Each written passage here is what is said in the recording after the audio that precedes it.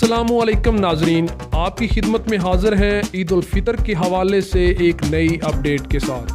اس سے پہلے آپ کو بتاتے چلیں کہ مرکزی رویت حلال کمیٹی کے ریسرچ کونسل اور محکمہ موسمیات نے کچھ دن پہلے پیشگوئی کی تھی کہ شوال کا چاند 12 مئی کو نظر آنے کے امکانات کم ہیں۔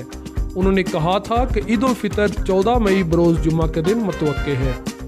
تاہم اب ایک نئی اپڈیٹ سامنے آئی ہے کہ شوال کا چاند 12 مئی کو نظر آنے کے امکانات موجود ہیں۔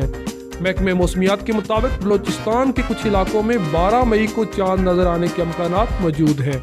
یہاں یہ بات بھی قابل ذکر ہے کہ پچھلے سال بھی ملک کے دیگر علاقوں میں چاند نظر نہیں آیا تھا، تاہم بلوچستان کے ساحلی علاقوں میں چاند نظر آنے کے بعد حکومت نے پورے ملک میں عید منانے کا اعلان کر دیا تھا۔